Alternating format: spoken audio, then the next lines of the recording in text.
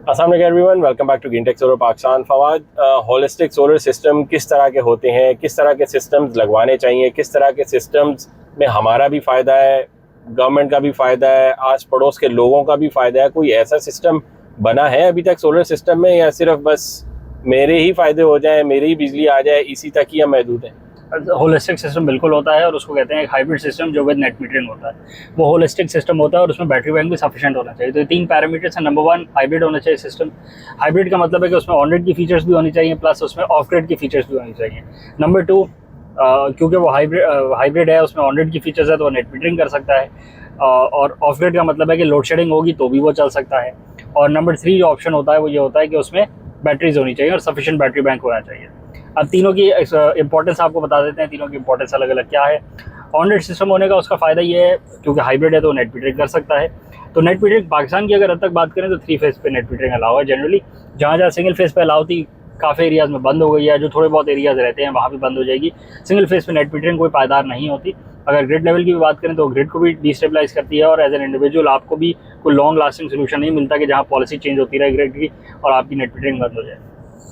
तो 3 फेज़ का hybrid inverter ही net metering कर सकता है पाकिस्तान में जनरली। ऑन ग्रिड होने का फ़ायदा उसका ये है, नेट मीटरिंग करने का फ़ायदा उसका ये है कि आपको आपके एरिया में वो बिजली सप्लाई कर रहा होता है, जिसका मतलब है कि अगर आपका सिस्टम 20 किलोवाट का है हाइब्रिड और आपका घर का लोड 5 किलोवाट का है डे टाइम पे, तो 15 किलोवाट की जो एक्सेस कैपेसिटी आप प्रोड्यूस कर रहे हैं वो आपके नेबरहुड में सप्लाई हो रही है। अब ये तो ग्रिड का मसला है कि ग्रिड ने उस एनर्जी का आपके साथ एक फिक्स टैरिफ सेट कर लिया है और आपको फिक्स जनरेशन चार्जेस दे रही है। अगर ग्रिड उसको और स्ट्रीमलाइन करे और उसको ऑप्टिमाइज़ करे और स्मार्ट मीटर्स लगा दे आपकी नेबरहुड के अंदर, तो वो ये मॉनिटर भी कर सकते हैं कि उस वक्त सप्लाई कितनी है और डिमांड कितनी है, और उसकी बेसिस पे आपका भी एक वेरिएबल रेट सेट हो सकता है कि जिससे ग्रिड भी हर्ट ना हो और as a consumer, as a producer आपको भी फ़ायदा मिलता रहे कि जब ग्रिड में ज़्यादा डिमांड हो, आपकी नेबरहुड में ज़्यादा डिमांड हो तो आपको एक्स्ट्रा पैसे मिलते रहें, जब नेबरहुड में डिमांड कम हो तो आपको पैसे कम मिलते रहें। तो उससे ये होगा कि ग्रिड को भी डी इंसेंटिवाइजेशन नहीं होगी कि वो आपके नेट मीटरिंग के रेट्स हर 6 महीने बाद एक नया SRO जारी कर दे कि हम रेट रिवाइज कर रहे हैं,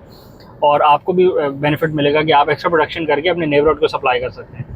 जैसे जैसे प्रोड्यूसर्स बढ़ेंगे उस नेबरहुड में वैसे वैसे ग्रिड पे डिपेंडेंस कम होती रहेगी।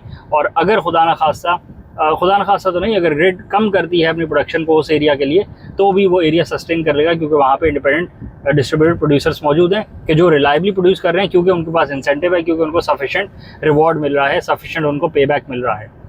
नंबर 2, हाइब्रिड सिस्टम को ऑफ ग्रिड कैपेसिटी में भी चलाना पड़ता है। उसकी वजह यह है कि जैसे आपने आजकल देखा है बारिश हो रही है तो ट्रांसफार्मर्स फट जाते हैं, लाइन ब्रेक हो जाती है, बिजली के तारों में पानी आ जाता है, ट्रांसफार्मर के अंदर पानी जमा हो जाता है, 10 किस्म के मसले होते हैं। एंड रिजल्ट ये होता है कि आपके एरिया की सप्लाई कट हो जाती है। तो अगर ऑन ग्रिड सिस्टम होता है तो वो तो दिन में भी पावर नहीं दे सकता। अब आज के सिनेरियो में जिस एरिया में लोड शेडिंग हो रही है, क्योंकि बारिश हो रही है पूरे पाकिस्तान में, तो जिस एरिया में लोड शेडिंग है या पावर ब्रेकडाउन हो गया, उसका ऑन ग्रिड सिस्टम भी डे टाइम पे बंद पड़ा हुआ है क्योंकि वो ग्रिड के बगैर काम ही नहीं करता। तो ना वो आपको पावर दे सकता है, और ग्रिड को देना तो दूर की बात, ग्रिड तो पहले ही ब्लैकआउट स्टेट में चली गई है, तो एंटी आइलैंडिंग फीचर उसका एक्टिवेट हो जाता है। तो आपको तो पावर मिल ही नहीं रही, इवन दो छत पे सोलर पैनल भी लगे हुए हैं, ऑन ग्रिड इन्वर्टर भी लगा हुआ है, सारा काम कंप्लीट है, बट आज पावर आपको नहीं मिल रही। आगे आ जाए तो हाइब्रिड सिस्टम का फ़ायदा ये होता है कि ड्यूरिंग लोड शेडिंग, क्योंकि उसमें ऑफ ग्रिड कैपेसिटी होती है, वो आपको पावर देता रहता है और बैटरीज को भी चार्ज कर लेता है और आपको भी पावर देता रहता है। आप AC चलाएं ना चलाएं, आप ज़्यादा लोड डालें कम लोड डालें, इट डज़ नॉट मैटर, क्योंकि वो ग्रिड के बगैर आपको पावर रिलायबली दे सकता है एज लॉन्ग एज के सोलर पावर मौजूद हो छत पे।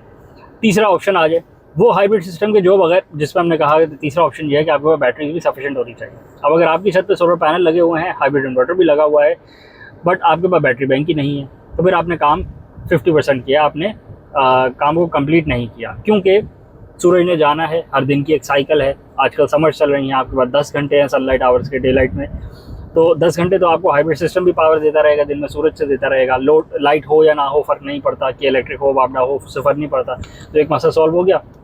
बट अगर बैटरीज नहीं है तो जो दिन में एक्सेस प्रोडक्शन करके आप बैटरीज में स्टोर कर सकते थे और रात में भी यूज़ कर सकते हैं, आपने वो फीचर मिस आउट कर दिया, जबकि आपके इन्वर्टर में कैपेसिटी मौजूद है। तो अगर आपके पास एक सफिशिएंट बैटरी बैंक मौजूद है तो during load shedding, during power breakdown, आप अपना रात का लोड भी उस पर चला सकते हैं।